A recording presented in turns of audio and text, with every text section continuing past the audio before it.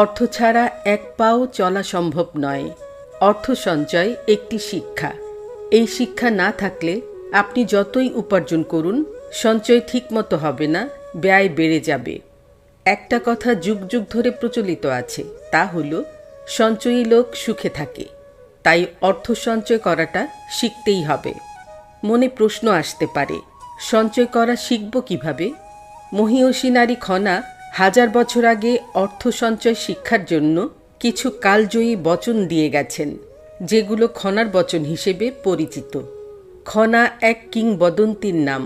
তার দেয়া প্রতিটি বচন আজও একই রকমভাবে জনপ্রিয় এবং সমাদৃত। অর্থ উপার্জন এবং অর্থ সঞ্চয় নিয়ে মহীয়সী নারী খনার দেয়া বচনগুলো ব্যাখ্যাসহ আজ আলোচনা করব। চলুন তবে শুরু করি। আগে সঞ্চয় পরে ব্যয়, তারপর খায় দায়।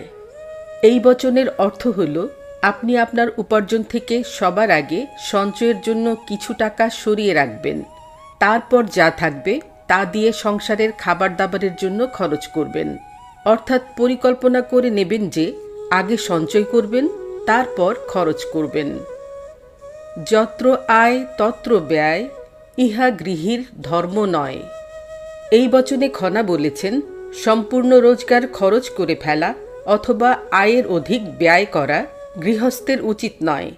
মাস গেলে যা আয় হবে তার থেকে সঞ্চয় না করে পুরোটা ব্যয় করা হলে ভবিষ্যতে আপনাকে বিপদে পড়তে হতে পারে।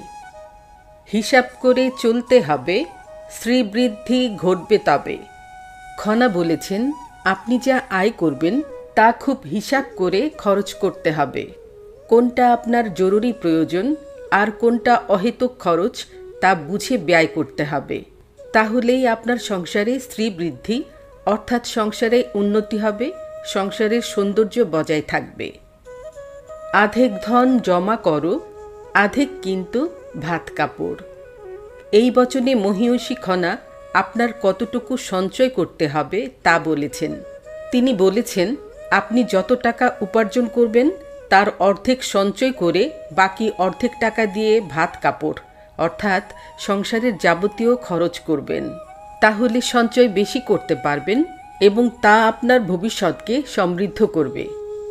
লক্ষ্মী আসেন নিঃসারে, যান কিন্তু চুপিসারে। খনা বলেছেন, লক্ষ্মী দেবী নিঃসারে অর্থাৎ চুপচাপ আপনার ঘরে আসেন, তাকে যত্ন করতে হবে। আপনি যদি লক্ষ্মী দেবীকে অপমান করেন অর্থাৎ ইচ্ছামতো খরচ করেন, সঞ্চয় না করেন, তাহলে লক্ষ্মী দেবী রুষ্ট হয়ে চলে যান। যেমন চুপিসারে আসেন তেমনি চুপিসারে চলে যান। যত পারো করো সঞ্চয়, সঞ্চয়ের নেশা দুর্জয়। আপনি যদি অর্থকষ্টে না পড়তে চান ও আপনার ভবিষ্যৎকে সুন্দর করতে চান, তাহলে যত পারেন সঞ্চয় করুন। খনা বলেছেন, সঞ্চয়ের নেশা দুর্জয় অর্থাৎ সঞ্চয়কে নেশা বানাতে হবে, তবেই আপনি জীবনে জয় পাবেন। লক্ষ্মী দেবী চঞ্চলা, যখন তখন উড়ে পালায়। লক্ষ্মী দেবী কিন্তু চঞ্চলা অর্থাৎ চঞ্চল, সে যখন তখন চলে যেতে পারে। লক্ষ্মী দেবী যদি একবার কারো সংসার থেকে পালিয়ে যায়, তার দুঃখ কষ্টের শেষ থাকে না। তাই লক্ষ্মী দেবী যাতে না পালায়, সেজন্য অর্থকে অর্থাৎ লক্ষ্মী দেবীকে সম্মান করুন। বেহিসাবিভাবে খরচ করবেন না। লক্ষ্মী দেবীকে যত্ন ও সম্মান সহকারে সংসারে স্থান দিতে হবে, তাহলে লক্ষ্মী দেবী পালাবে না। টাকায় কি না হয়, ভয়কে করে জয়। মহীয়সী নারী খনা এই বচনে বলেছেন, টাকায় সব কিছু হয়, এমনকি ভয়কেও জয় করা যায় এই টাকার মাধ্যমে। টাকা থাকলে মানুষের সাহস বেড়ে যায়। টাকায় টাকা টানে, এটি ভালো করে নাও জেনে। আপনি যদি ঠিকঠাক মতো অর্থ সঞ্চয় করতে পারেন, তাহলে সেই সঞ্চিত অর্থ ইনভেস্ট করে আপনি আরও টাকা উপার্জন করতে পারেন। সেই টাকা আবার ইনভেস্ট করে আরও টাকা লাভ করতে পারেন। তাই খনা বলেছেন, টাকায় টাকা টানে। টাকা বাড়লে দেমাগ বাড়ে, টাকার পুতুল হা করে। যে ব্যক্তির টাকা হয় সে ব্যক্তির অহংকার বেড়ে যায়। টাকার পুতুল হা করে অর্থাৎ মহীয়সী খনা এই বচনে বোঝাতে চেয়েছেন, টাকার মাধ্যমে অসম্ভবকেও সম্ভব করা যায়। যার টাকা আছে তার ক্ষমতা হয় অসীম।